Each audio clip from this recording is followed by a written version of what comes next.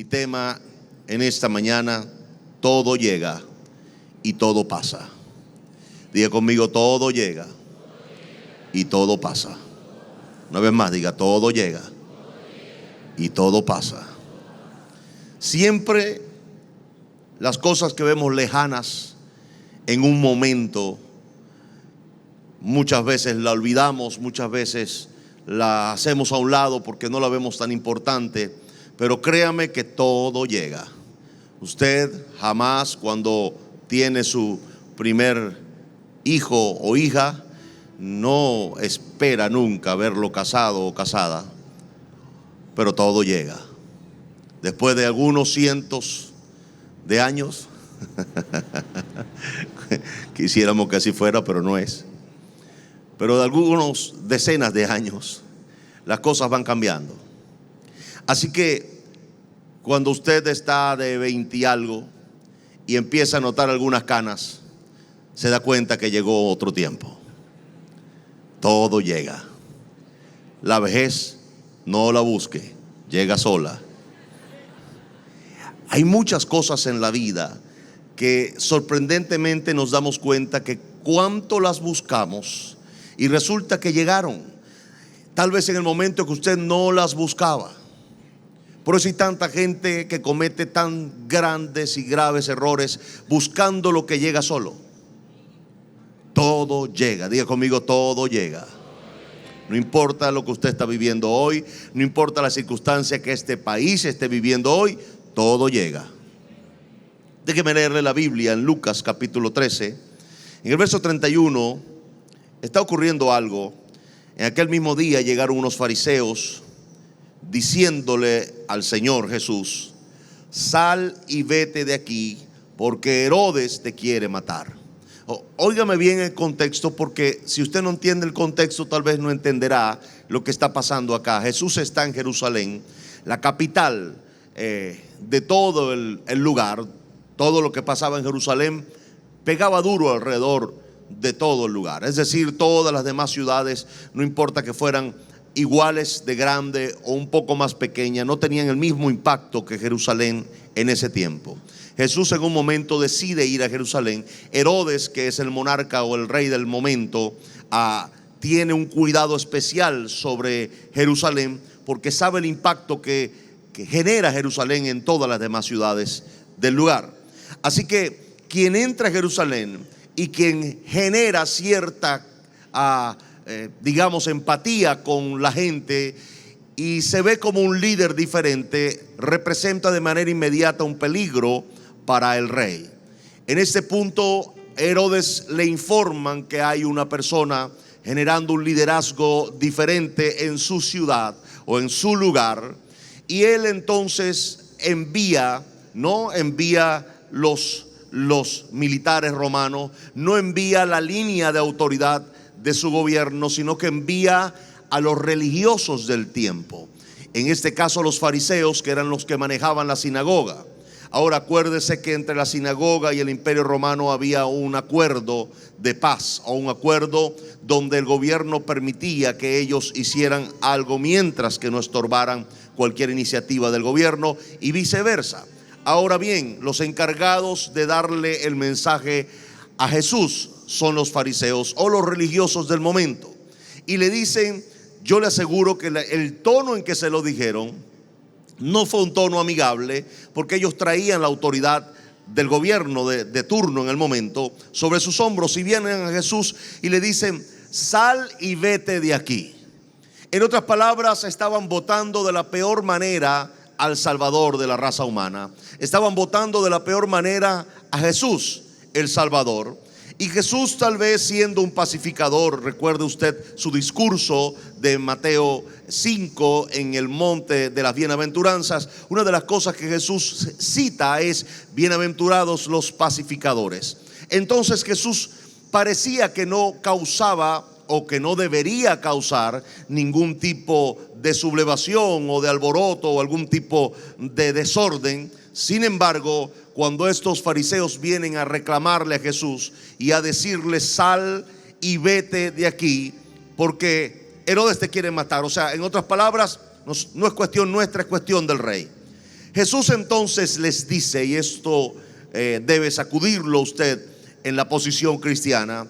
Jesús viene y les dice: díganle a aquella zorra, nada fácil, que aquí echo fuera demonios y hago curaciones hoy y mañana, y al tercer día termino mi obra. En primera línea Jesús se refería a su muerte y su resurrección. Hablaba de 3 días para completar su obra y para hacer entonces la redención de la humanidad y la expiación por el pecado. Él está hablando, y présteme atención en esto porque hay un contexto histórico, pero hay un contexto profético acá. Jesús le está diciendo a los fariseos en primer lugar que Él está viniendo para hacer un trabajo de línea espiritual. Y si ellos querían verlo como profético, también era profético. Él era el cumplimiento del Mesías que habría de venir. Es decir, le está diciendo a los fariseos: déjenme decirle algo, díganle a Herodes que yo entre hoy y mañana saco fuera demonios y hago curaciones, pero el tercer día termino mi obra. Hablándole entonces de su resurrección, le está diciendo a los fariseos: el cumplimiento de su línea profética lo tienen enfrente y ustedes no lo ven. Y lo que ustedes habían estado hablando en Isaías, en Jeremías y aún en los Salmos se está cumpliendo delante de tus ojos y no lo ves. Entonces los fariseos, como siempre, no lo vieron. Sin embargo, sigue diciendo: es necesario que hoy y mañana y pasado mañana siga mi camino. Vuelvo a explicarle para que usted no se me extravíe en él. En primer lugar, Jesús le responde a los fariseos, no a Herodes, aunque el insulto sí fue para Herodes. Pero el anuncio de que hoy hago curaciones y saco fuera demonios mañana y al tercer día culmino mi obra, está hablando del cumplimiento de su ministerio y de la redención y expiación de la raza humana. Pero en segundo lugar dice: sin embargo es necesario que hoy, repite en el mismo orden de tiempo, hoy y mañana y pasado mañana, que son 3 días también, siga mi camino. En otras palabras, está diciendo en segunda línea, aunque ya le dijo a Herodes zorra, y le está diciendo a ellos: se está cumpliendo o se va a cumplir delante de ustedes esta profecía. Le está diciendo: dígale a Herodes que sí me voy.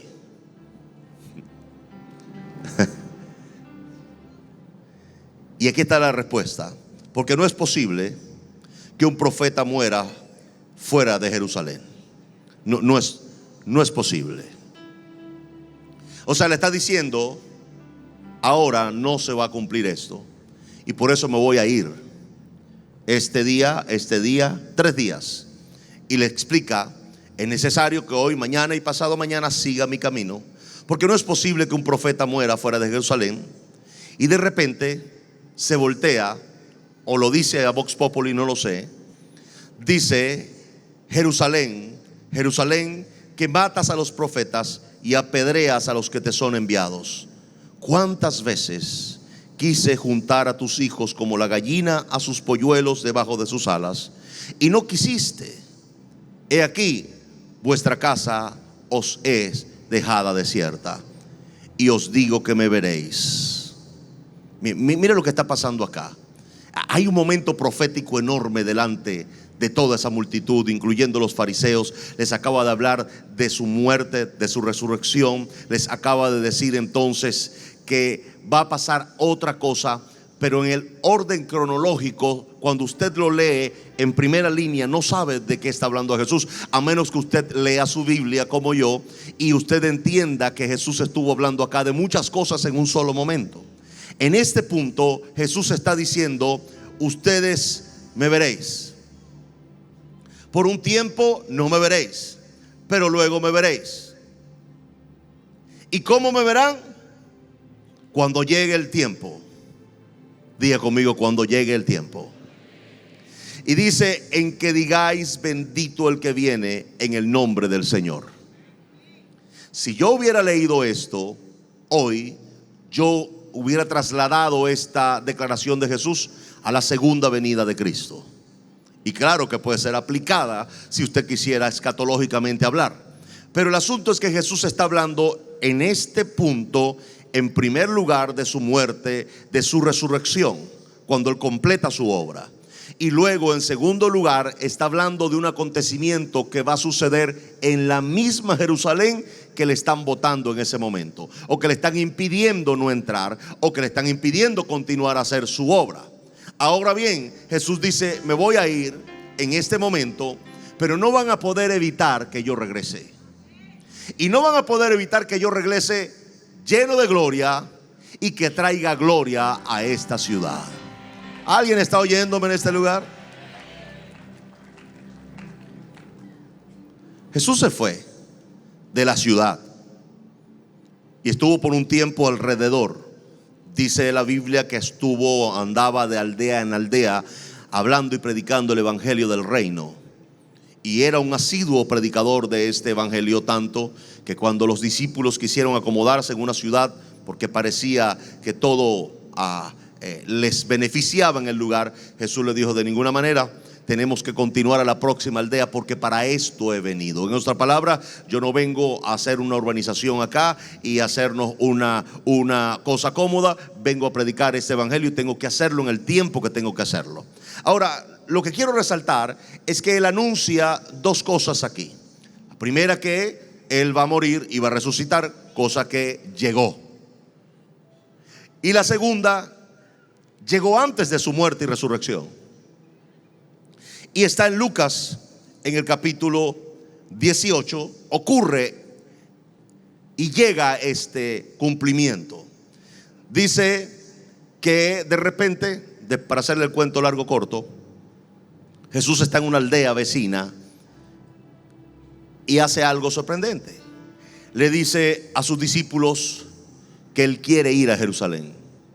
No, usted conoce la historia. Se le opusieron, algunos le dijeron: no, Señor, no entres a Jerusalén, la última vez te amenazaron de muerte y nos tuvimos que ir corriendo de allá. Pero Jesús le dice: quiero entrar a Jerusalén. No solamente esto, sino que quiero resaltarle, quiero que usted oiga este mensaje con mucho oído espiritual.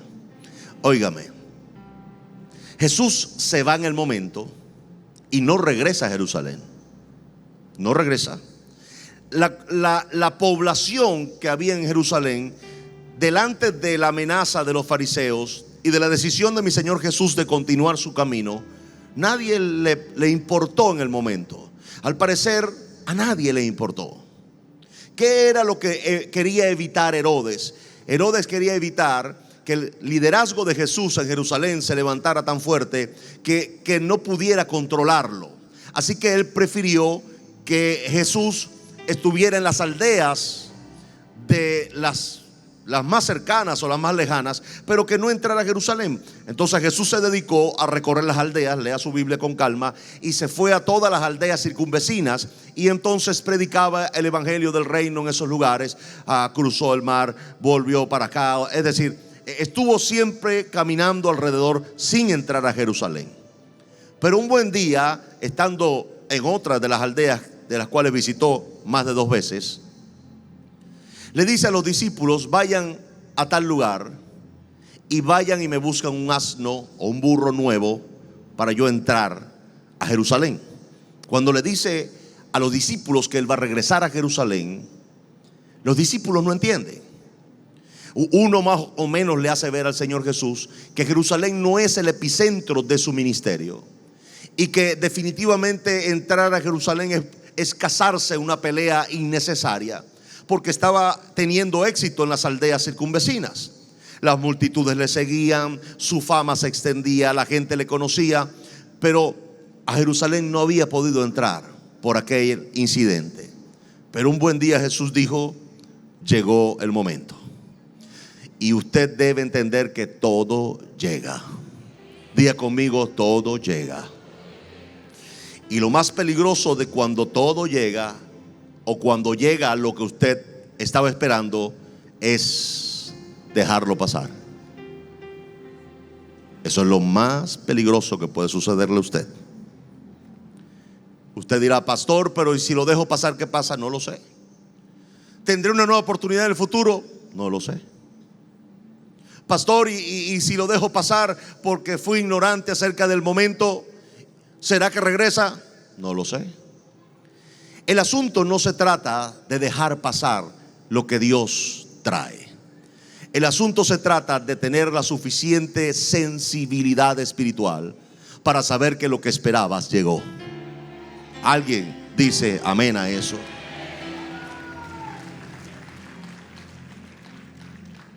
Le voy a decir algo. Las cosas que se esperan se creen. Pero si las cosas que se esperan se buscan, puede llegar lo que no esperas. Voy a volver a explicarme, no quiero hablar tan, ¿cómo se llama? Tan profético. No, profético no. Profético, sí. Le voy a volver a repetir con calma. Las cosas que se esperan se creen. Pero las cosas que se esperan y se buscan no se creen, sino que se buscan. Tienen el poder de llegar y ocupar el lugar de lo que se tenía que creer. Padre Santo, ¿cómo le explico eso? Porque me preocupa que usted confunda oportunidad con trampa. Y es muy peligroso. Le voy a decir una cosa: lo que esperas, que no crees, sino que buscas por desesperación y lo tomas, te va a destruir. Pero lo que espero y creo y en paciencia aguardo, esperando la voz de Dios para mí, estando atento a lo que se me dirá tocante a mi petición, como dijo Habacuc, y estando apercibido de los tiempos, cuando llega, porque todo llega, no solamente me va a bendecir a mí, va a bendecir a un montón de gente conmigo.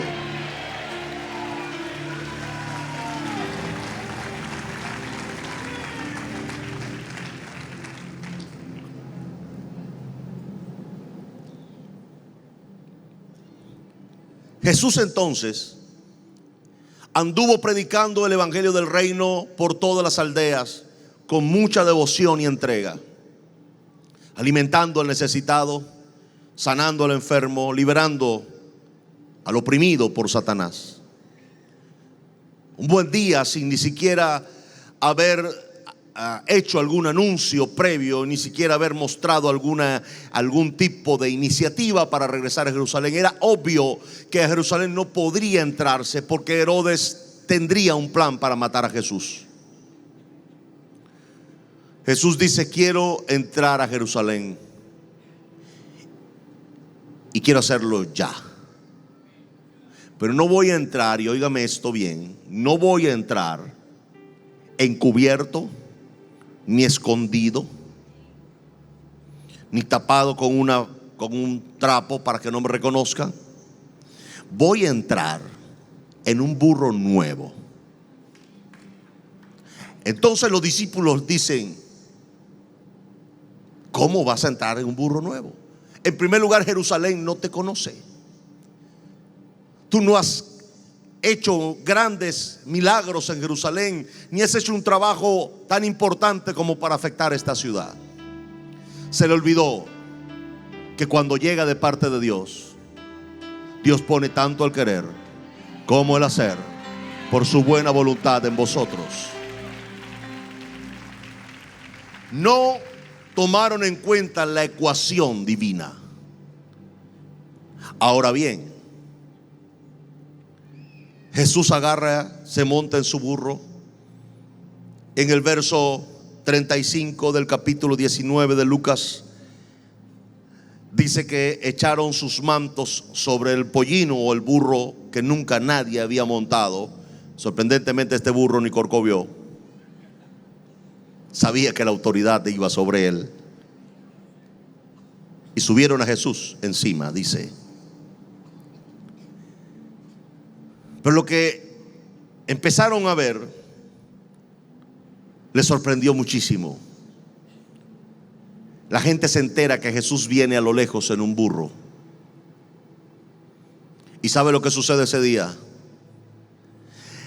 Antes que Jesús ni siquiera entrara a la ciudad, una gran multitud de la ciudad salió a recibirle fuera de la ciudad.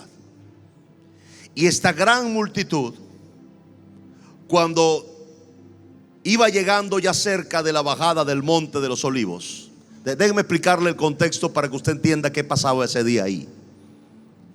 Empezó a ver, para ponérselo en claro, el palacio del rey estaba ubicado en un lugar alto al final de la ciudad. Eran ciudades organizadas. Si un enemigo o si el enemigo venía, tenía que entrar por un lugar donde toda la ciudad lo viera. Esto era exactamente la bajada de los Olivos. Era un lugar alto que desde el valle donde estaba Jerusalén podía divisarse de lejos quién venía a la ciudad por esa bajada. Cuando alguien venía o algo venía, toda la ciudad podía divisarlo.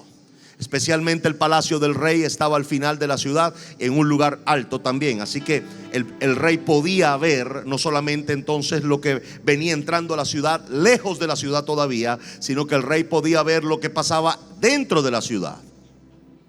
Así que lo más seguro es que los observadores del palacio del rey, que estaban 24 horas viendo a lo lejos y viendo la ciudad a ver si sucedía algún alboroto, se dan cuenta que algo está sucediendo muy lejos o lejos de la ciudad, porque ven un movimiento enorme de gente que va hacia afuera de la ciudad. Al parecer, lo que venía a la ciudad era atractivo y era alguien o algo que el pueblo quería. Imagine usted el celo que puede sentir el rey cuando él era la atracción de la ciudad y de repente la atracción de la ciudad está en otra persona. Pero todo llega.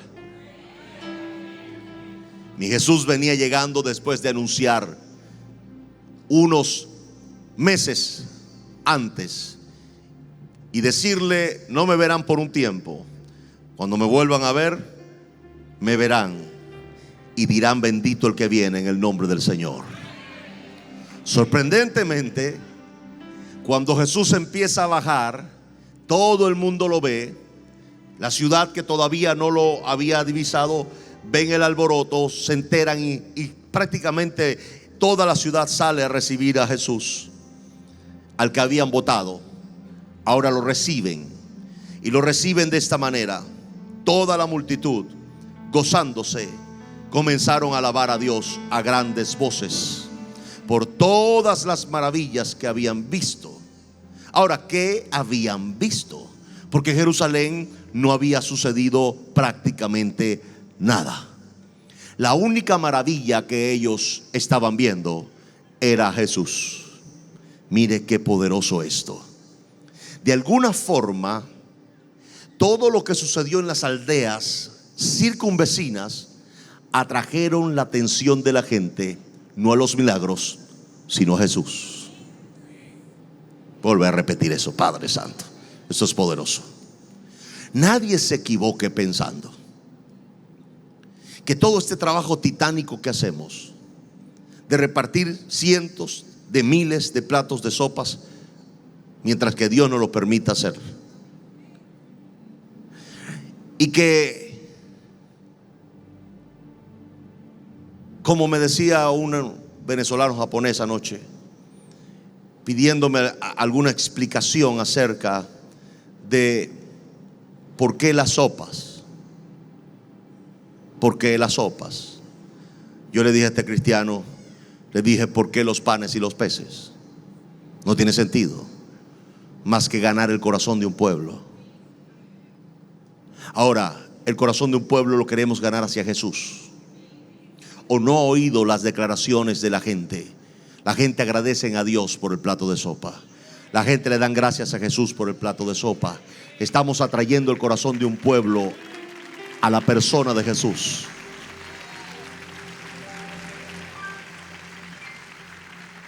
Ese día fue demostrada esta hipótesis de una forma contundente cuando el pueblo entero vienen diciendo: bendito el rey. Y aquí sí se empató el juego, porque créanme que eso era muy serio, que le dijeran a otro rey. Muy serio que le dijeran a una persona común rey sin estar coronado era o equivalía al acto de rebelión más grande que hubiera sucedido. Ese mismo día empezó Herodes a conspirar a través de los fariseos o los religiosos del momento, que no les hizo mucha falta la conspiración. Ellos querían sacar del medio a quien no solamente comprometía el poder político del momento, sino que querían sacar del medio a quien comprometía su imperio religioso. Y aquel día empezó a suceder. Pero Jesús cumplió su palabra. Y en segundo lugar le demostró a todo el mundo que todo llega. Diga conmigo: todo llega. Ahora ese día pasó otra cosa. ¿Por qué Jesús regresaría a Jerusalén? ¿Solamente para desafiar al poder político o para desafiar al poder religioso? No lo creo. A Jesús no lo movía ni la venganza, ni el cinismo, ni ninguno de estos sentimientos bajos del ser humano. A Jesús lo movía el sentimiento más puro del ser humano, que es el amor, por cierto, puesto por Dios. Dice su Biblia y la mía que Dios ha derramado de su amor en nuestros corazones por el Espíritu Santo. Así que usted y yo debemos responder con la dignidad que exige al amor que Dios ha derramado en nuestro corazón. Esto indica que el amor debe ser la respuesta primordial y principal de un creyente. Nadie que se llame cristiano puede moverse por venganza. Nadie que se llame cristiano puede moverse por egoísmos.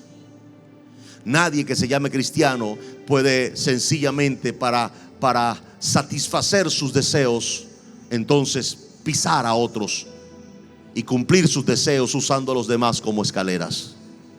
Eso no es ser cristiano. Ni en la línea religiosa ni en ninguna línea es ser cristiano. El amor de Dios está en su corazón.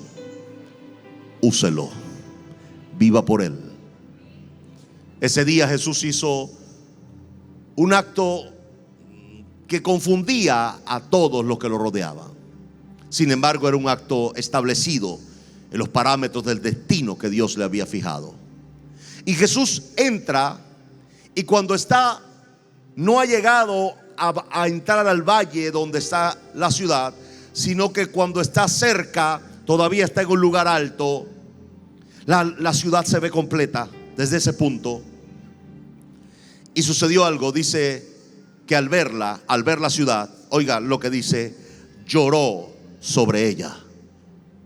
Jesús, el Hijo de Dios, el Salvador del universo, lloró sobre una ciudad. ¿Por qué Jesús haría eso si no amaba a Jerusalén? Jesús amaba a Jerusalén. Y yo les voy a decir algo: no importa qué tan feo se vea hoy este país, a menos que haya gente que llore por ella, a menos que haya gente que ore por ella, como lo haremos el próximo sábado, Satanás no podrá establecer su reino y mucho menos su plan en un país que tiene gente que llora y gente que ora por ella. No puede.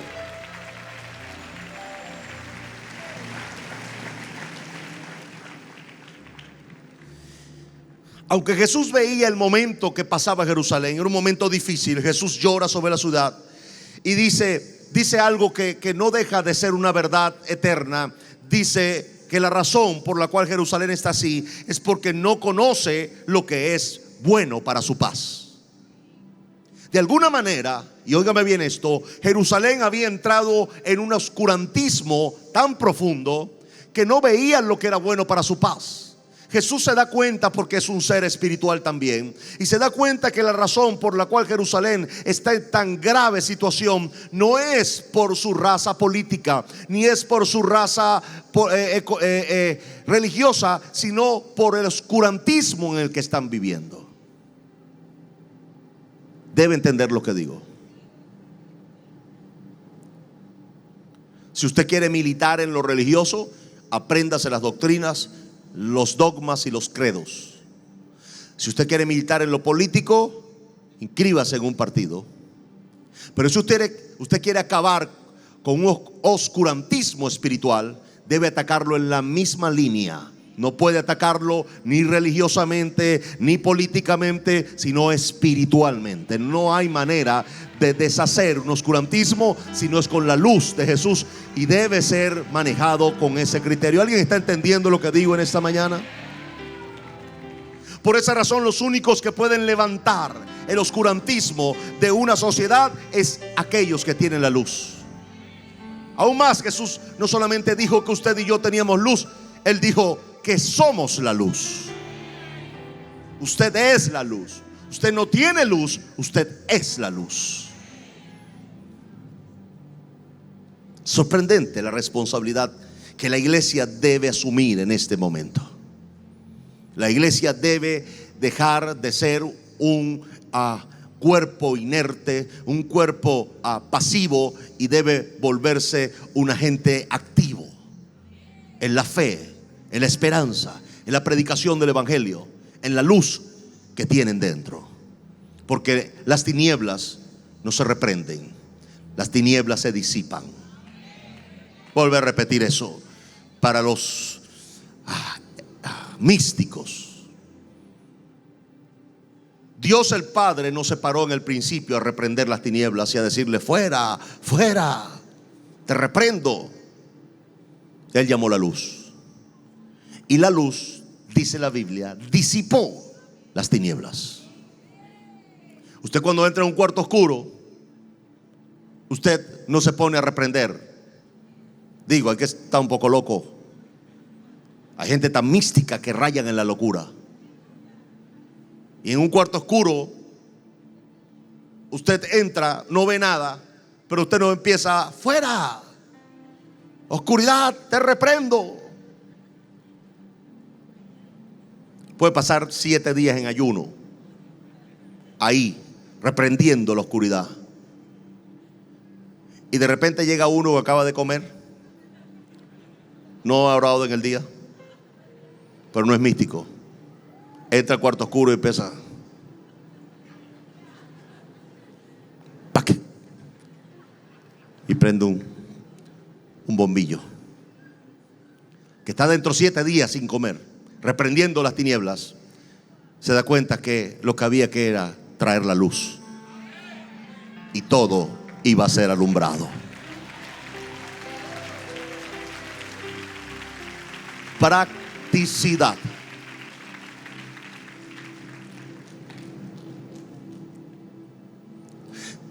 Sacando este mensaje, me venían muchas cosas a la mente. No niego algunos tipos de temores naturales humanos que cualquiera puede tener, más si tiene familia.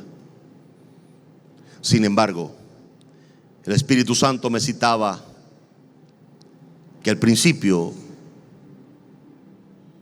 Jesús, o en su momento de un ministerio emergiendo y saliendo a flote, trataron de despeñarlo. ¿Ha leído eso?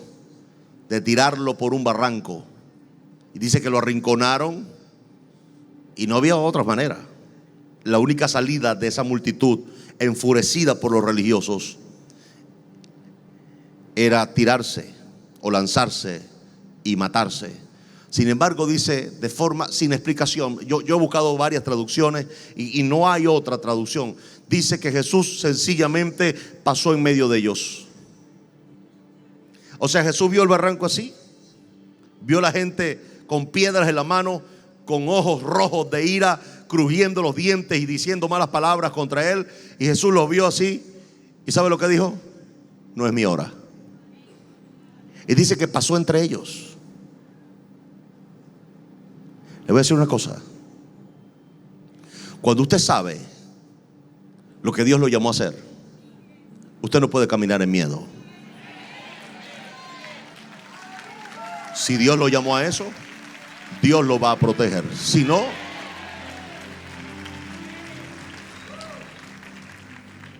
el miedo nunca será un sentimiento de Dios. Dice que el perfecto amor echa fuera el temor. Por cierto, el miedo es el peor contaminante de la fe. Así que lo que sea que usted tenga que hacer este año, hágalo con decisión y coraje de fe. Y usted va a pasar en medio de la tiniebla, en medio del problema, en medio de la circunstancia y en medio de la posible muerte contra usted, va a pasarle enfrente. Y no van a poder hacer nada porque no es el momento para que a usted le llegue eso. ¿Alguien está entendiendo? Jesús entonces llora sobre la ciudad, y entonces es cuando usted logra entender por qué Jesús decide ese día entrar en Jerusalén. No entró para desafiar al rey, no entró para desafiar a los religiosos, y no entró para sacarse el clavo de que un día lo habían botado como venganza. Él entró por amor a Jerusalén, porque apenas la vio lloró de amor por un país. Y dijo: el problema que tenemos aquí, no lo dijo, lo dio a entender a sus discípulos. Le dijo: el problema de Jerusalén no es político, no es religioso, es espiritual. Y aquí están los que no saben de separar el término. Religión no es espiritualidad, de ninguna manera. Un sistema religioso es un credo lleno de dogmas, de normas, de doctrinas que se siguen de carácter humano. La espiritualidad es totalmente diferente. Ni las doctrinas, ni las normas, ni los dogmas me conectan con Jesús. Solamente el Espíritu Santo debe ser entonces una línea espiritual abierta con Jesús, y no una ceremonia religiosa para yo ser espiritual. De ninguna manera. A mí no me impresiona a nadie con un incensario. A mí no me impresiona a nadie con una sotana. No me impresiona a nadie con una Biblia en la mano. No, me impresionan sus actos de humildad y su vida espiritual. Entonces Jesús, allí llorando, hace una declaración que creo que debieron entender sus discípulos, diciéndole: el problema de esta ciudad es su oscurantismo, porque no saben qué es lo mejor para su paz. Y si algo hay que hacer en este año, es mucha más influencia espiritual. Mucha más influencia espiritual. Todo llega. Jesús anunció que regresaba y que lo iban a anunciar como algo de Dios. Y así llegó, y así ocurrió.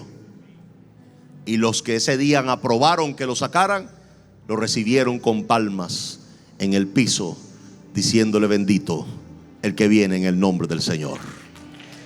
Así que es cuestión de tiempo. Diga conmigo: todo llega. Algo parecido ocurre en el Salmo 102. No es escrito por David, es algún salmo que publican, y lo hace alguien que tiene un gran problema. Su problema, según los estudiosos del que escribe, es un líder importante del templo, y ve a Israel en una situación de desviación. Podría llamarse descomposición espiritual. En medio de todo esto, el escritor está diciendo que se siente mal, que su visión del país lo ha llevado, porque ama al país, a una situación de no querer comer y de llorar constantemente. Tanto que dice más arriba del capítulo 102, verso 13, más arriba, verso 6 o 7, habla este escritor de que él mezcla su comida con sus lágrimas, muy parecido al Salmo 42. 42 lo escribe David, perdón, no lo escribe David tampoco, pero que tampoco escriben los que escriben los hijos de Coré, que escriben el Salmo 42, pero es Alguien que hace lo mismo. Mezcla su comida con sus lágrimas, llorando por una ciudad, llorando por un país. Deja de comer, está delgado que sus huesos pueden verse a causa del dolor que siente por su nación. En un momento, este hombre anuncia, lleno de fe y de coraje: te levantarás. Y yo creo que este hombre está viendo una visión, o está observando que algo está a punto de suceder. Y yo declaro como este hombre: algo está a punto de suceder. Diga conmigo: todo llega. Y este hombre dice: te levantarás y tendrás misericordia de Sión. Óigame esto: porque es tiempo de tener misericordia de ellos, porque el plazo o el tiempo ha llegado. Diga conmigo: todo llega. Diga conmigo: todo llega. La razón por la cual Dios se levanta y tiene misericordia de un país está más adelante, y es esta: porque tus siervos aman sus piedras y del polvo de ella tienen compasión. No es solamente amar a un país, es tener compasión por ese país. Yo puedo amar a un país, pero ¿cómo muestro compasión si no es con hechos contundentes?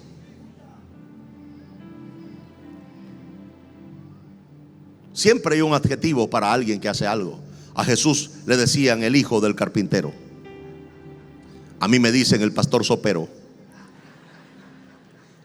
En cualquier caso, déjeme decirle, no me ofende eso. No me ofende para nada. Pero cuando usted tiene compasión, que es diferente, el amor por alguien te produce compasión. Lo que tú no puedes tener es compasión por alguien que no amas. Pero cuando usted ama a un país, tiene compasión, y usted empieza a tratar de hacer algo por ese país. Algo. Yo sé que lo que hacemos tal vez no resuelve la vida de alguien, pero es una muestra de compasión hacia el cielo y una muestra de esperanza hacia el que la recibe. Eso me lo preguntaba este grupo de Japón que vienen en febrero, y me decía, ¿qué sucede después que le dan el plato de sopa? Le dije: nada, al otro día tienen hambre.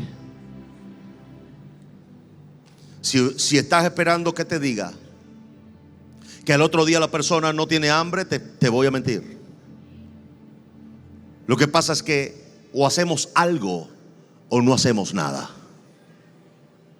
Yo prefiero ser de los que hacen algo, aunque no sea todo lo que quisiera hacer, pero es preferible que alguien haga algo a que todos no hagan nada.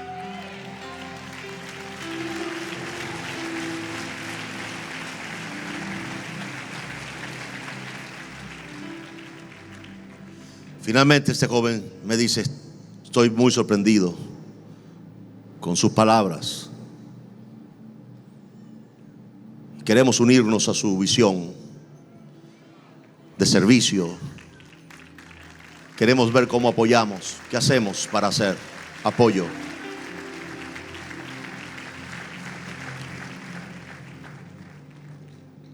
Si usted no es capaz de convencer a otro de que ayude, usted no ama lo que hace.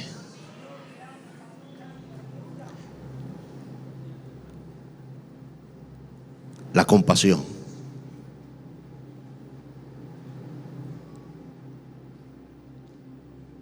Que debe salir de un corazón que ama profundamente.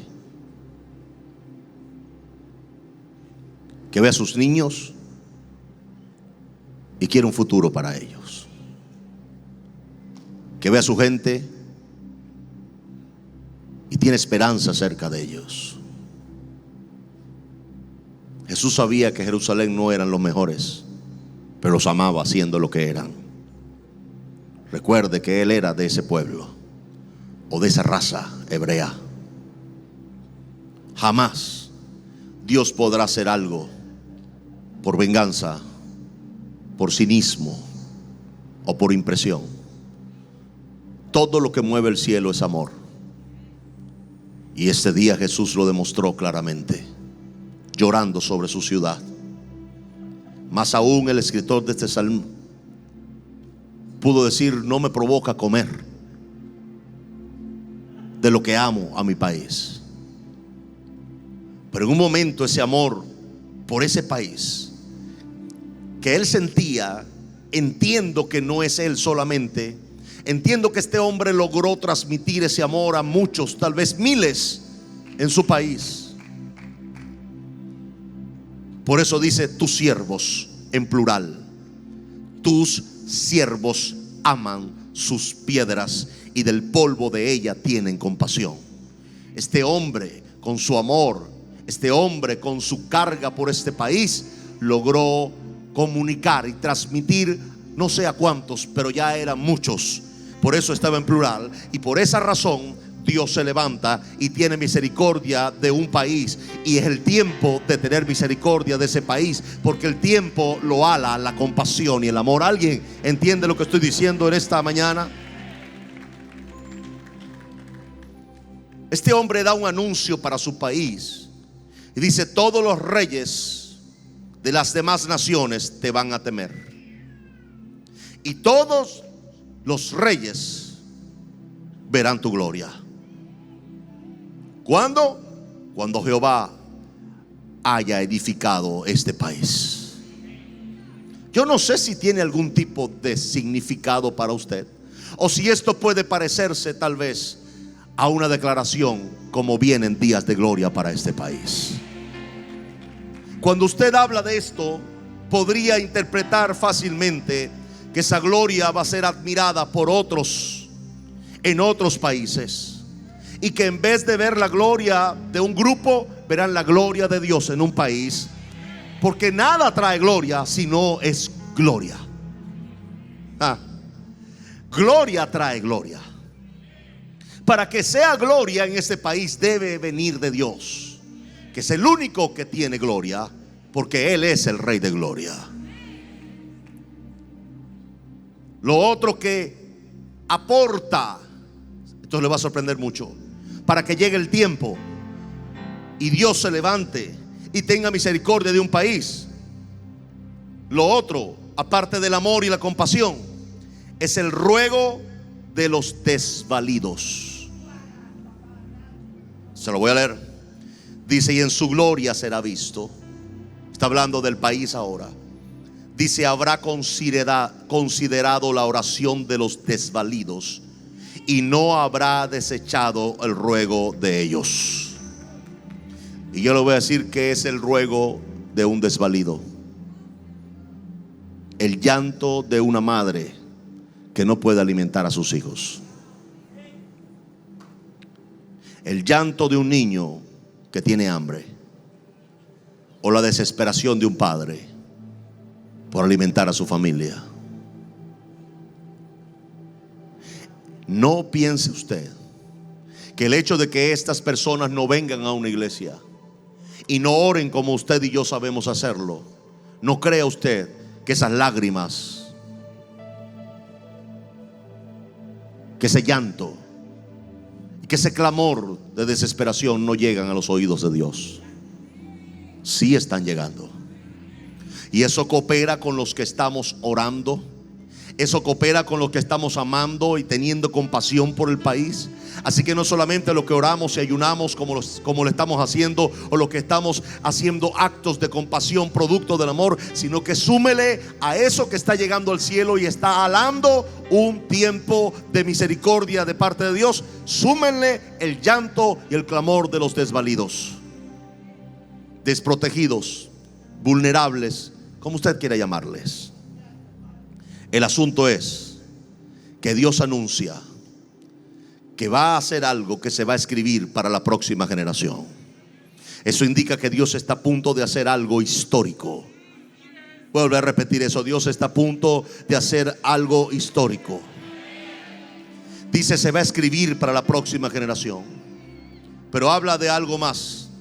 Y el pueblo que está por nacer alabará a Dios. Viene una multitud de camino a los pies de Jesús. ¿Alguien puede decir amén a eso? ¿Alguien puede creer lo que digo en esta mañana? ¿Alguien puede creer en el primer servicio del año 2018 que vienen días de gloria para este país? Que Dios está a punto de ponerse de pie, que Dios está a punto de intervenir con misericordia, bondad para Venezuela, y que Dios está a punto de hacer algo histórico que va a hacer para todas las naciones circunvecinas una muestra de amor, porque hay una multitud que viene de camino hacia sus pies. Pero Dios sigue diciendo: porque miró Dios desde lo alto de su santuario, Jehová miró desde los cielos a la tierra. Podría yo decirle que el amor que tenemos y la compasión de seguir repartiendo comida, abrazos, esperanza, orando, ayunando, y la oración y el clamor de los desvalidos hace que Dios mire desde los cielos a este país para oír el gemido de los presos. Pero créame, el original no dice presos, dice de los angustiados. Así que todo aquel que tiene angustia en este país hoy cuenta a favor de este país. Hace entonces que se manifieste un tiempo. Y yo le digo algo: yo no soy profeta ni hijo de profeta.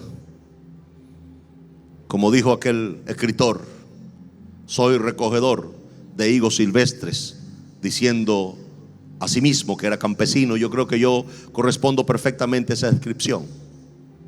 No soy profeta ni hijo de profeta, sino llanero. Y como me decían en el mercadito de Ciudad Alianza, el hijo de la galletera.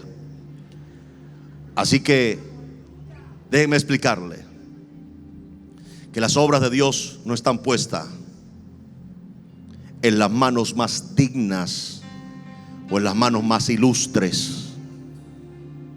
Las grandes obras de Dios siempre son puestas en las manos más útiles. Solo eso.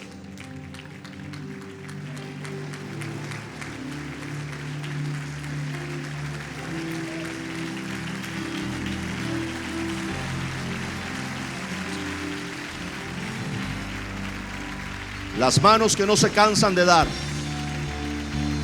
las manos que no se cansan de levantar para orar, las manos que no se cansan de abrazar, las manos que no se cansan de sobar y acariciar las cabezas de los niños o de secar las lágrimas de las mujeres. Esas manos son las que Dios va a usar en estos próximos días, para los que estén dispuestos, para los que renuncien al egoísmo y entiendan que el amor y la compasión resultarán en una intervención de Dios sobrenatural y divina. Y yo les digo hoy, no importa lo que ven hoy, iglesia, no importa cómo se sientan hoy al empezar este año y lo que aparentemente parezca, nunca se queje del pasado. Más bien ve hacia el futuro. Casi termino para leerle, pero déjeme decirle: nunca digas cuál es la causa de que los tiempos pasados fueron mejores que los presentes, porque nunca de esto preguntarás con sabiduría. Eso está en su Biblia, en Eclesiastés 7:10. Deje ya de extrañar el pasado y empiece a pelear por un futuro. ¿Alguien está escuchándome acá?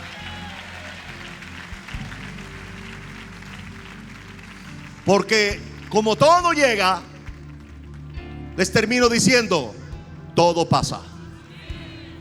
Todo pasa. Lo malo de hoy no se va a quedar siempre. Va a pasar. Su problema de hoy no se va a quedar siempre. Va a pasar. Esa enfermedad va a pasar. Esa deuda va a pasar. Ese problema familiar va a pasar. Todo en esta vida pasa, porque esta tierra es cíclica. Y todo en esta vida pasa. Por eso déjeme explicarle la forma en que Pablo vivía su vida, diciendo: hermanos, yo mismo no pretendo haberlo ya alcanzado, pero una cosa hago.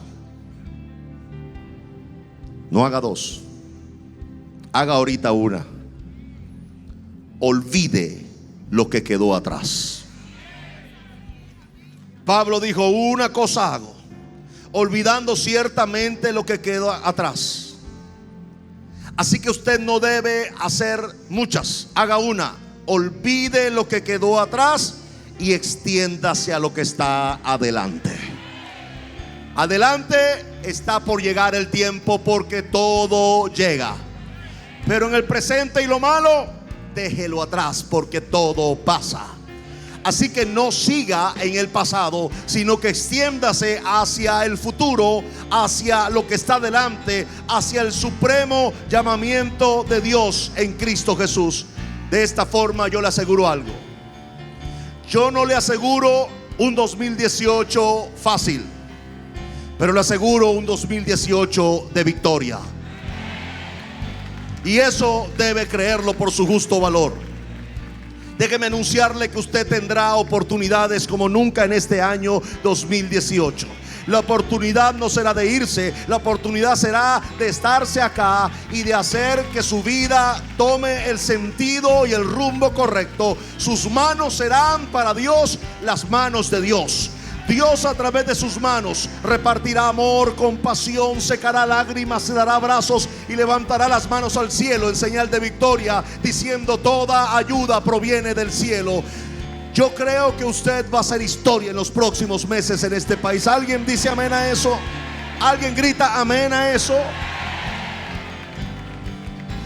Lo único que yo voy a hacer del pasado es recordar el camino por donde transitamos. ¿Sabe para qué? Para nunca más transitarlo. Nunca más. Porque vienen días de gloria para este país. Vienen días mejores para nuestra Venezuela. Pero vienen días mejores para su vida y para su familia. Vienen días de gloria. Y este año 2018 será un año importante para usted. Será un año de tomar decisiones importantes, pero decisiones que lo pondrán sobre los rieles de un futuro exitoso, futuro lleno de victorias. Por supuesto, será un año de pelear batallas. Será un año de creer y ejercer fe. Será un año de patear y sacudir el miedo y el temor. Al miedo y al temor hay que sacudírselo de encima.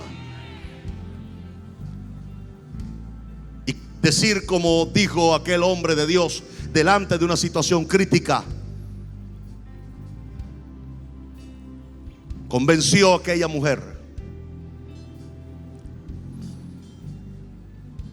al punto de esta mujer decir: es la oportunidad histórica de hacer lo que tengo que hacer.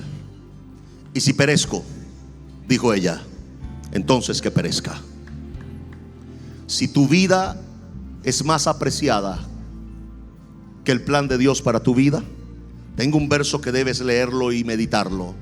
El que quiera ganar su vida la perderá, y el que pierda su vida por ganar mi voluntad la ganará. Así que este es el año de probar eso en su vida y decidir si va a vivir para usted en la comodidad de lo que Dios seguramente también puede darle, o si usted va a renunciar a todo por hacer la voluntad de Dios y bendecir a todo un país. Esa es su decisión este año y tendrá que tomarla.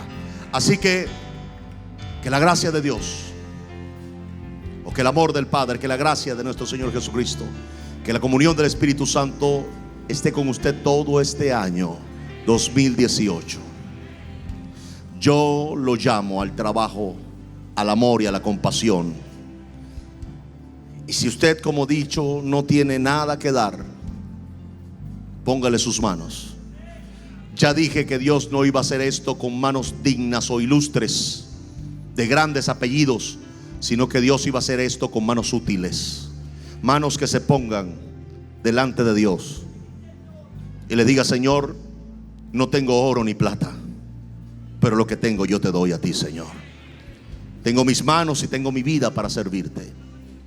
Tengo mi boca para hablar tu palabra. Tengo mi vida para ponerla a tus pies. Y yo le aseguro que usted va a ser historia en su vida. Va a ser ejemplo para sus hijos, para su familia, para sus vecinos. Y va a ser historia para el cielo también. Todo llega y todo pasa. Lo que viene está a punto de llegar, pero lo que está a punto de pasar.